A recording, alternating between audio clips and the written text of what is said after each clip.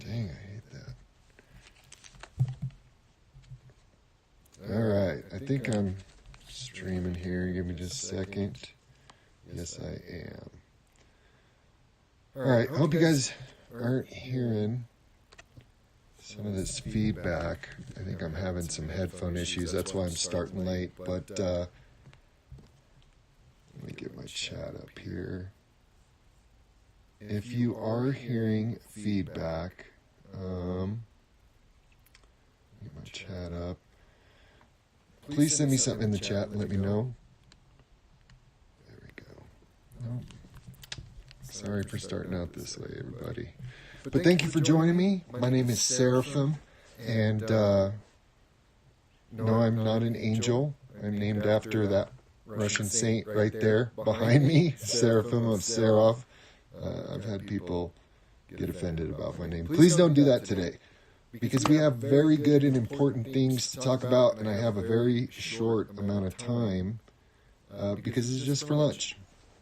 I work from home, and so fortunately I have some opportunities to do these things during the week, and it's been a very interesting week ever since I have determined and put out publicly some of the ways that I personally am going to try to combat the grift and exploitation and harm that I think is happening in the psychedelic communities based on people just charging too much. And one, I'm going to have an example of that for you guys this afternoon.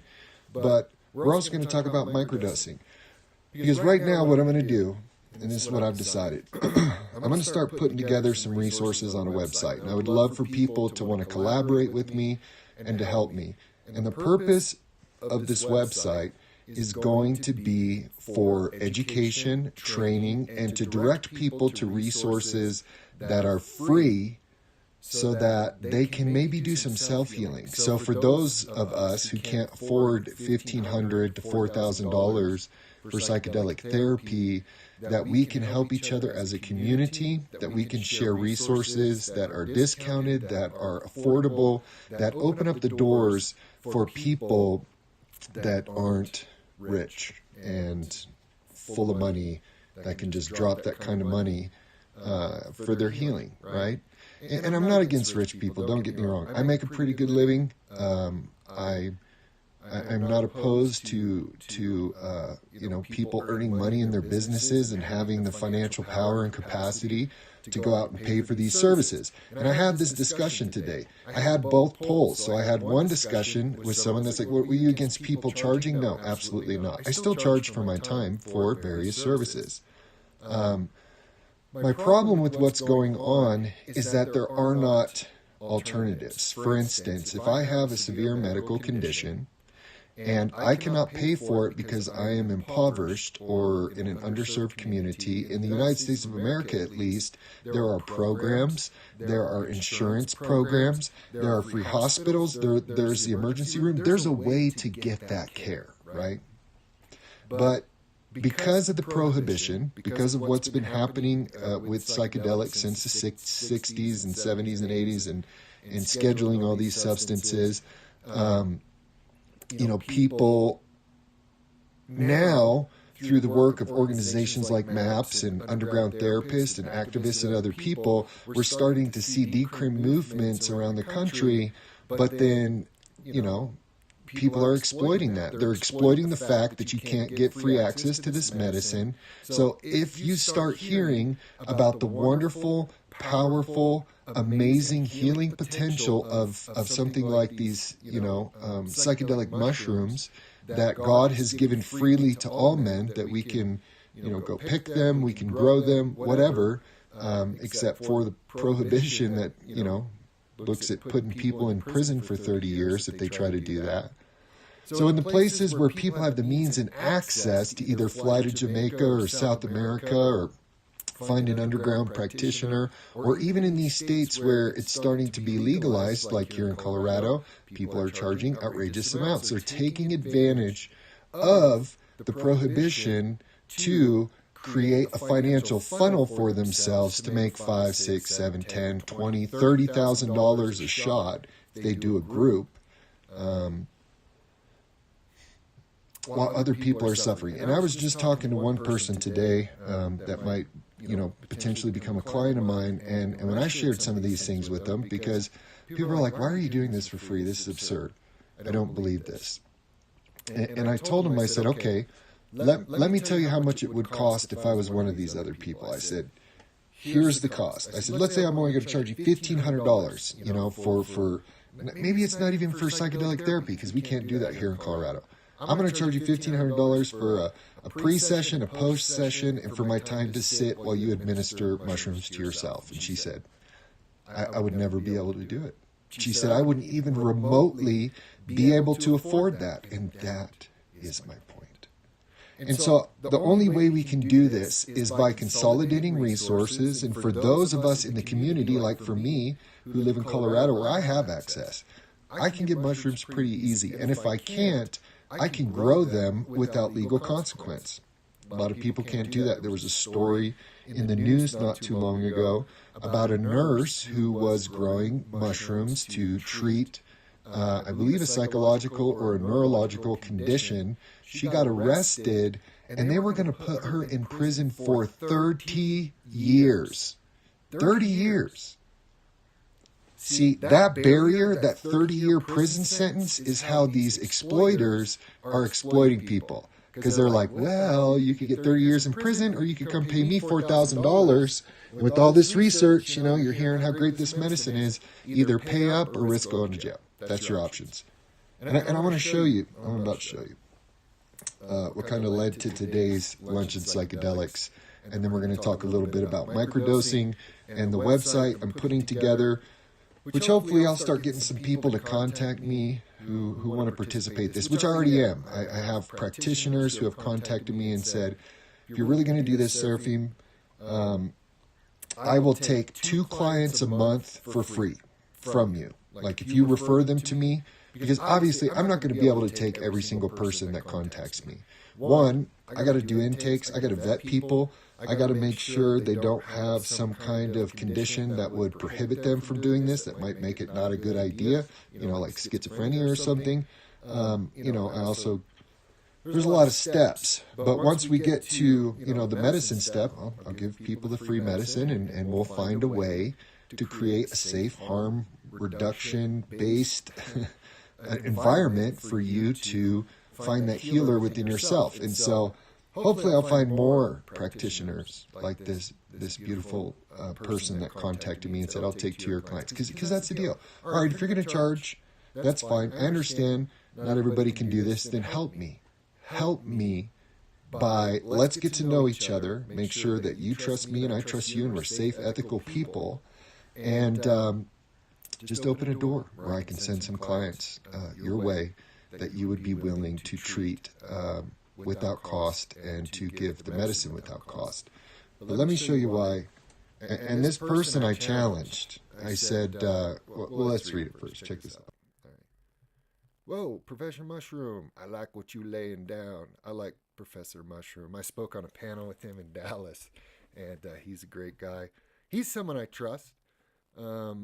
Trying to do good work in the location where he is at. All right, sorry, I got to remove you here so I can get to this. What's happening here? All right, I'm going to have to X you out. Sorry. I'm trying to do everything with my left hand here. Okay. Here's Johnny. All right, so Mr. Freeman, sorry about calling you out, but I'm going to have to. You're the one that put this out into the public. And let me move this screen over a little bit so you guys can see it all. Hopefully you guys can see this LinkedIn post. Let me get this over a little bit. Okay, so let's read this. I'm not going to read the whole thing because we don't have a lot of time. Excuse me. But he's talking about cost. So I've wavered on writing this post because it tends to be a sensitive subject. It's not a sensitive subject, man. It's just wrong, but we'll keep going. So recently I had an individual contact me about working together, and well-informed clients should do. They asked many good questions. Yes, you should ask many good questions if you're going to go out and get one of these people that are currently offering services in the psychedelic space, and get references and make sure they've never been accused of any kind of nefarious behavior, because there are bad people out there, unfortunately. So anyways, so they talk about training, and then he says the train quickly jumped the tracks when we needed to discuss finances. There we go. For context, I typically devote 15 to 20 hours for each client's process, and my sliding scale ranges from $1,500 to $4,000 based on annual household incomes ranging from $50K to $250K. $250K, yeah, you could probably pay $1,500. $50K? $50K? You think someone making $50K right now in an economy where people can't even afford food and gas, that they can just pull out $1,500 out of their pocket to go get healing, when most of these people that need it, a lot of these people that need it, are coming from serious mental health struggles or other environments where they just can't shell out $1,500. Man, they're struggling to pay for childcare. So he said, I have no idea where this client fell on the sliding scale, but they were appalled. Well, they should have been. They should have been appalled that I would charge so much for something they could seemingly do on their own. Now, he did offer, and I'll give him this credit, he said, I offered an opportunity to sit in a group setting for $250 per person, or maybe that was $250 outright. Maybe if it was $250 out, I don't know. We'll see. And they told me they were uncomfortable working in a group, which that part, obviously, that's on the client. I mean, if people are going to try to work with you in this sphere, there has to be some give and take, and there has to be some level of creative or unique ways of figuring out how to do this without having to shell out $1,500 to $4,000. But, and then he talks about his napkin math and how much he spent. And then as we started to interact, he told me how, he brings in Peruvian healers, and then he pays them like $10,000, and they fly out with $10,000, which shows how much money he makes, when he does these groups with people. But anyways, it's that part. I mean, that is the average cost, $1,500 to $4,000. And so from people from my environment, 10 years ago, I was a homeless heroin addict. I self-healed because I had to, right? But not everybody has the capacity, not the emotional capacity, not the financial capacity, not that I had the financial capacity when I was homeless heroin addict. I had to get out of that destabilization. And then once I began to heal and get off dope, then I could begin to invest in my healing. But even today, I'll tell you this right now, even today, and I do well, with my other career and job that I do, I could not pay $1,500. And so I'm not just out here saying this stuff is happening. I'm showing you that is the going rate. And I don't want to create just this dynamic where I'm constantly battling with these people, because that's negative and it's counterproductive. I will tell you this much. I offered Mr. Freeman, I said, how about this? And he said, I'm too angry. He's not going to do that. He said, sometimes free is not always better, which he's right. But I said, why don't you do this? Why don't you tell that client that came up to you, why don't you give him my website and let him know I'll give him medicine for free and I'll sit for free. And he rejected it. He was like, you're obviously angry and have all this ire, and I don't know if it'd be healthy for them. Oh, so rather than give them nothing and tell them you're not going to get psychedelic therapy unless you pay me $1,500, $4,000, he's not going to refer any people either. So I don't know if you're that person, you want to get a hold of me, I'm sorry. And you had a right to be appalled. You should be appalled, but also you should take responsibility for your own healing and understand that if you could do this for free, you would not be out there trying to find someone to do it for free for you. So it's give and take, right? We need people that are committed to healing and who want to do the work, but we also need people who aren't going to gouge and take advantage of people because of prohibition. And so that's what brought me, earlier this week I was researching, and I found a class on microdosing. This was a master class that they were charging $200 for. And I'm telling you, and I'm starting to build it now, I'm going to start peeling apart some of these curriculums for you guys. And I'm going to show you what these people are teaching and they're charging you $10,000 for, and where you can go find this information for free. Now, mind you, some of these you need. If you're going to go practice in Oregon, who right now is, credentialing people to go out and be in the psychedelic therapy realm, you're going to have to shell out the $10,000, which is sad. You're going to get gouged for a while. But if you're in places like Colorado with me, we can gift, we can grow, we can share. We have means where we can combat that kind of greed. And I hope we become a leader in this nation, in the world, about how to combat that greed. So while Oregon's struggling, maybe people can start coming here and we can start treating people on a massive scale, right?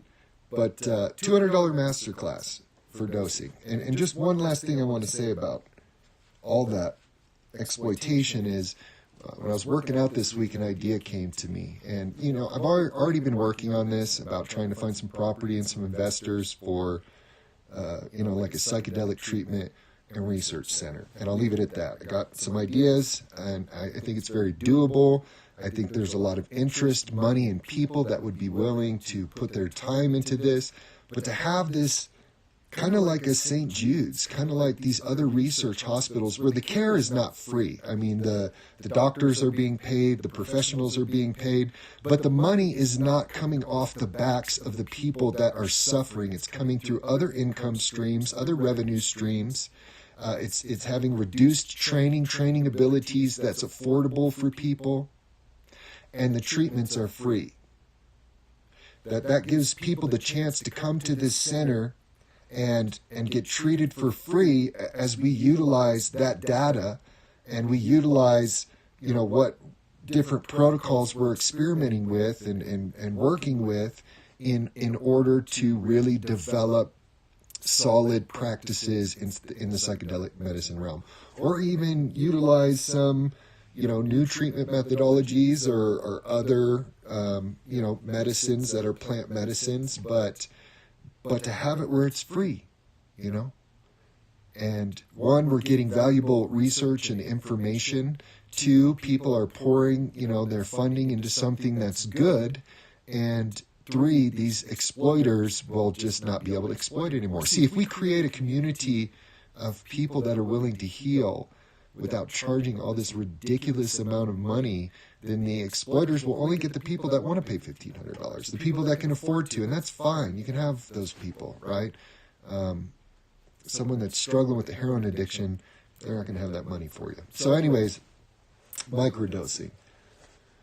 Why you would have to pay a $200 class to understand microdosing is beyond me, but I'm just going to give you some really basic principles about microdosing. Number one, if you go out right now and you research, and I think it's called Earwid, or I don't even know how to pronounce it. There's different websites of people, psychonauts and other people. Earwid, EORWID. Let me see if I can find it real quick, and I'll click over. This is a great resource that people have been using for a very long time. Yeah, Earwid. Let me show you the website real quick. And they offer this service for free. They do ask for donations, but they're not out there charging you $200 to come in and check out their information. And about anything with about any kind of substance, you can go on here and learn about people that have experimented, what their experiments was, what their dosages were, what they have done. So that's one resource for you. But so I was talking to this client, and they were like, one of the problems is I've just not been able to find anybody to tell me this is what you need to microdose. So I'm going to tell you the first principle of microdosing is there is no protocol in the sense of this is what's going to work for everyone. And that's what I told that person. I said, if somebody comes up to you and says, this is how you specifically need to microdose, they probably either do not know what they're talking about or they do not know what they're talking about. Because one thing we're finding in the psychedelic space is that each person genetically, each person psychologically differ in how they respond to different strains of the mushrooms, because there are different ones. People say a cubensis is a cubensis. No, it's not. There are cubensises I've taken, like Cambodians, that make me freak out. Doesn't matter how many I take. If it's a low dose, I get super bad anxiety. Actually, the only cubensis I can really take on a consistent basis without it causing anxiety or some kind of adverse event that I don't want to happen, some paranoia or something, is PE, penis envy. Whether that's albino or whatever. I know people are saying I'm not supposed to say that word anymore, but a lot of people don't know what PE is. Those, and then I'm also working with a strain called Ghost, and Ghost is a marvelous strain. It's very powerful. I can take the same low amount every time and really get a consistent effect from it. So I like using really powerful ones that give me a consistent effect, so I know if I'm taking 0.5 milligrams what that's going to be. And I don't even measure mine. Like, I don't microdose. I do what's called low dosing. So basically, I have found, because I know my strains, because I know what I'm getting and how my body responds, I take a specific amount once I get what I get, and I cycle through that. So for a number of days, I'll take and increase my dosage to get pretty much to the right spot where I'm not intoxicated, but I'm actually receiving some form of psychological, mental benefit from the medicine. I only do it in safe environments. I made a mistake once, so I got a new strain, and I was going into a project manager meeting at a former job, and I was in a hurry, and I realized I had forgotten to microdose, and so I had taken it, and fortunately it was a Zoom meeting, and then a little while later, right when the meeting was about to start, I was like, oh no, that was not a microdose, and I had to really sit through that meeting like, please don't talk to me. But I made it, but I also learned a valuable lesson. Make sure you know your medicine. Don't take it in environments where you're going to have to do something that requires responsibility until you really, really know your medicine and know your body and know your dosages. And so for each person, it's going to be different, right? And so whatever you get, whatever strain somebody gets, you can get little scales. And the average microdose ranges from between 0.25 milligrams to like 0.5 milligrams, a very, very small amount. And for most people, a microdose is subperipheral. I mean, you cannot feel it. It's not, they're not trying to get a psychoactive effect, but also the research seems to be demonstrating that subperipheral small microdose does not seem to help as many people. And I'm starting to see from the data that a lot of people do more like what I do. And 0.25 milligram for you would not do anything for me. And we also stack it with other mushrooms, like you can buy other powdered mushrooms that you can capsulize, like lion's mane. Lion's mane and psilocybin go together really, really good for neurological issues. But all of that information you can find out, and it's all going to be duplicated and pretty much the same. As an experiment, sometime today, sit down and type out, how do I microdose? And you're going to see a common theme. One, make sure you know your medicine. Two, start out at a very, very, very low dose. Don't take a small dose and then 30 minutes later another dose and another dose. Do this in somewhat of a scientific manner where you're learning your body, you're learning your response to these medicines, you're being responsible, you're being careful, and if you're going to do this and you don't have support, I also want to point out there is a group out there called the Fireside Project. Write that down if you're going to start microdosing and you don't have anyone to help guide you through the process. The Fireside Project is I think it's a 24-hour call line, but it's definitely a call line that's specifically for people that are either freaking out on psychedelics because they took too many, or they had a really intense experience and they need to integrate that experience. You can call this call line, and they have counselors and they have volunteers. And so that's another resource. While you're learning this microdose process, make sure you have some safety nets, some people. So if you do end up taking too much, you're not there by yourself freaking out, right? We have to respect this medicine. And to the respect that you give to this medicine, I believe is the benefit that you can receive from it.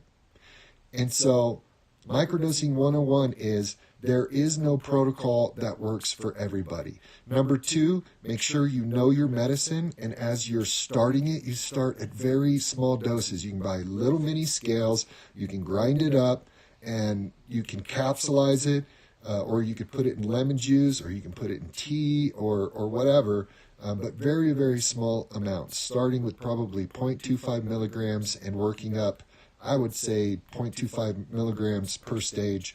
And again, this is not medical advice. This is the data that I found that I utilize to find what works for me. And then once you find that threshold, and I would say if you don't have a consistent, if you don't have a consistent source for these mushrooms, you need to be really careful as well, because each batch is going to have, different potential levels of psilocybin. You could have one that didn't do much to you, that you try the same strain the next week, and maybe it came from somebody where it had been sitting for a while, or some other reasons why it's weak, and you take the same amount and kind of freak out. So make sure you know your medicine and you source it properly. We're going to get to sourcing here in just a minute.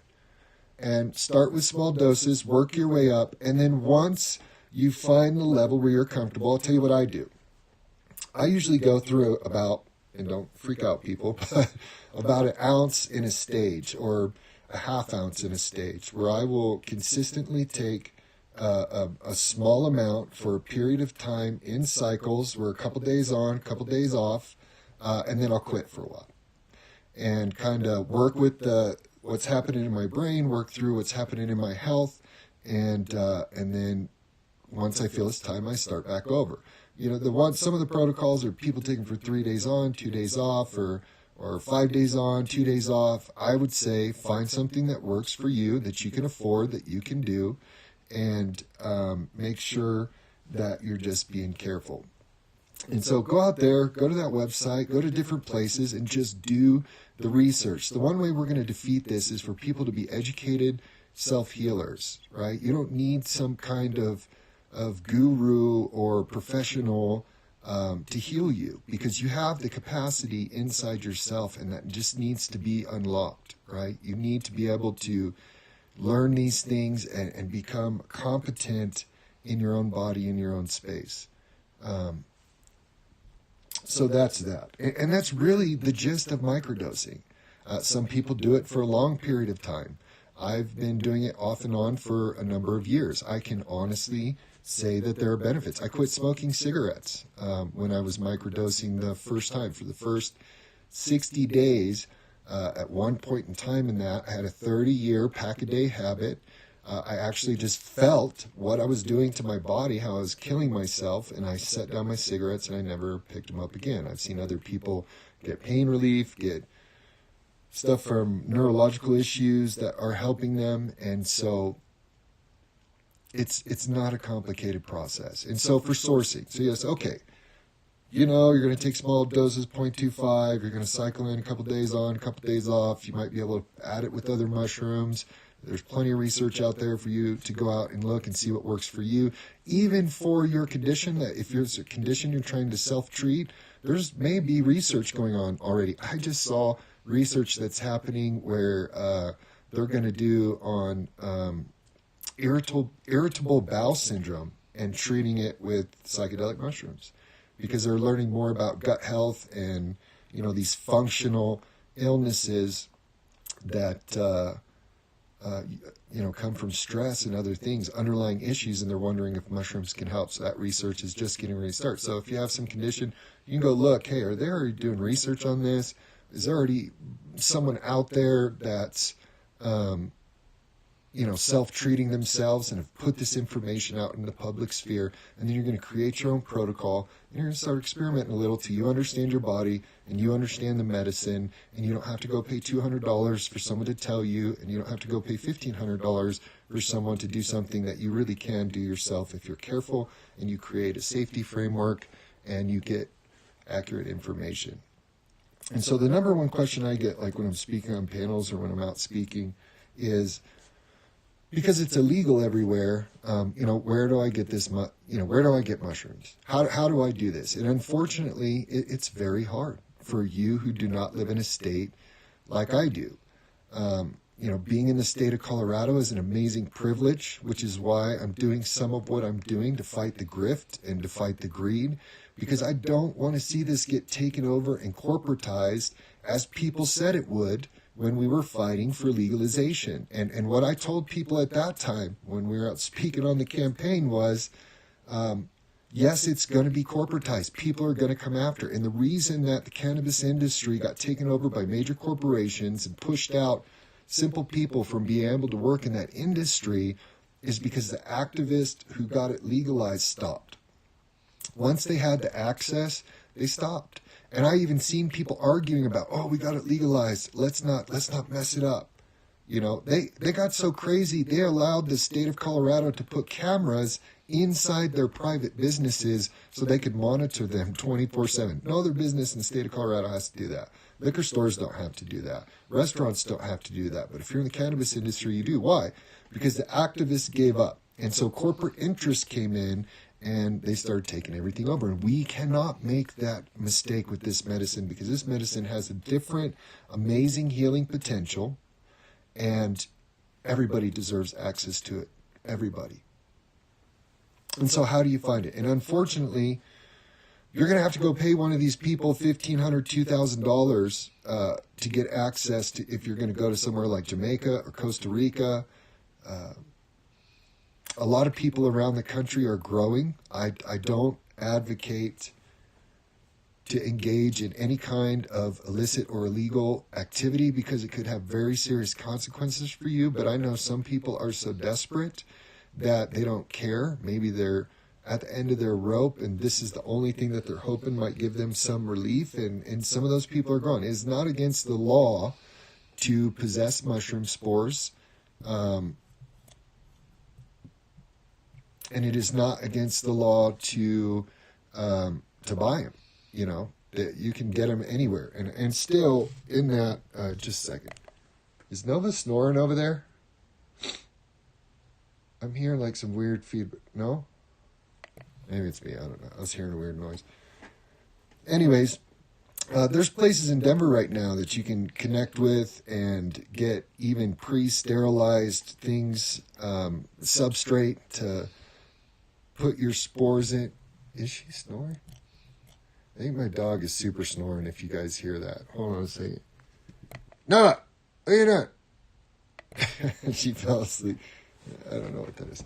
Anyways, and like I said, I don't recommend this stuff, but it's not like cannabis where people are out there growing and it stinks really bad and it's eating up all your electricity and you have to use heat lamps. There are people that are growing cycles of mushrooms in like 5 weeks, you know what I mean? But what I would advocate for people is this. In a lot of these states around the country, there are active psychedelic groups that are working towards decriminalization and legalization all over this country.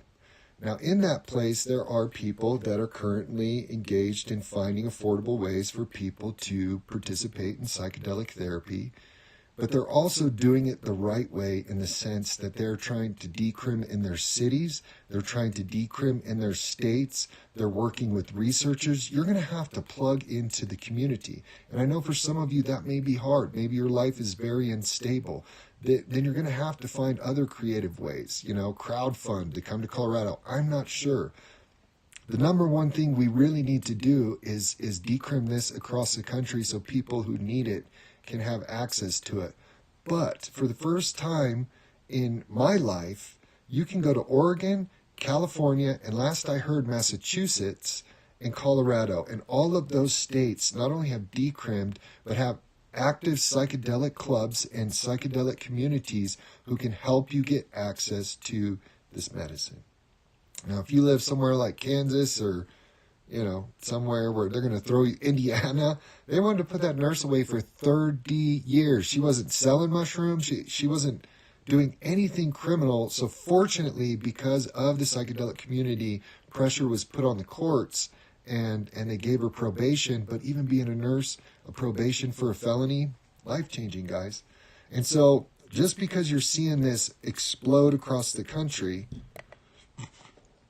please don't take risks that are going to endanger yourself or your family. And if you're ill, that's part of the reason why I'm trying to put together these resources, why I want to put together this website where people in one spot can go to this website and they can find free resources, they can find recommendations for practitioners who aren't going to gouge you, who aren't going to charge you $5,000, where they can find microdosing tips, where they can find all the information they need to begin their own journey of healing, and they won't be sitting there having to figure out how they're going to pay $4,000. I mean, come on, $200? Microdosing is very simple. It's just taking 0.25 and working your way up until you find a therapeutic dose that works for you, and cycling, because your body builds up a tolerance to the medicine. You got to give your brain a break, and then, doing the work, making sure you're in some kind of therapy, or you're working with a coach or a spiritual person, or even a peer, somebody that can help you process some of the things that you're experiencing and learning and is happening in your mind and your life and your body. And that's it. It's not a mystery. The hardest part about microdosing for most people is access. They just can't get the stuff. And we're working on it, guys. We're working on it. And I'm very proud of my state of Colorado. And so that's it. I went a little bit over. I only meant to do a half hour. But I'm going to do a more formal thing on microdosing. And that's, I got the website right now. I'm going to put it off my own website, psychedelictherapist.org. And it's just going to take me a while. It's going to take me a little while to build content. It's going to take me a little while to evaluate these curriculums that are charging $10,000 for information that you can find on your own. I'm going to find that information for you, and I'm going to put it all in one place. And again, if you're in a state that's regulating this, you have to go take these classes. I'm not saying the classes are bad. I'm not saying that the people who are doing this, that anyone should treat them wrongly or hate them. We have to create another culture, another community of healing, not attack what's wrong necessarily, which some of my comments may appear to be that. But all I'm doing right now is shining a light that this is a problem, and now we need to create a solution. And I'm one person, so I can't do it without a community of people. And ultimately, my dream, and I believe it's going to happen, is to see this psychedelic medicine and treatment center actually become a reality one day. I mean, it could start right now here in the state of Colorado. There are ways to do it legally here in the state of Colorado that if I had the capital and the people that are willing to put in the work and that believe in that type of vision, we could actually do it right now. I was looking at some property, and the way I kind of worked things out with some people, I put a little more trust than I should have before we actually got too far in the process. So even for me, it's learning. We got to figure out how to do this, navigating with substances that are so powerful medicinally, but so scheduled and dangerous for people to use right now, because it could ruin your life by other forces. But I think this is going to change very quickly. I really do. I see a lot of good people that come to our professional meetup groups, and I see a lot of people out there really trying to work and figure out that balance, how they can continue to get compensated for their services in a just and fair manner while providing access to these medicines when there's such a great need. And right now it's going to be a little challenging, but this is our first step. This is how we start doing this stuff. We start working as people where we put patients above, where we put people who need help and love and service and treatment above profit, and utilizing this time where people can run in and do all these gray area services and make thousands and thousands of dollars. And so they're, like the cannabis industry, in a year they're millionaires, while people are dying. But 22 veterans a day committing suicide. But I think a lot of people are seeing this and they're not happy. And so we could be not happy, but what we need to do is do something about it. So thanks for joining me for lunch. I got to get back to work, and just give me some time to build this content. And anybody interested in collaborating, joining me, helping me with this website, with this information, feel free to contact me through LinkedIn or my website, psychedelictherapist.org. Talk to y'all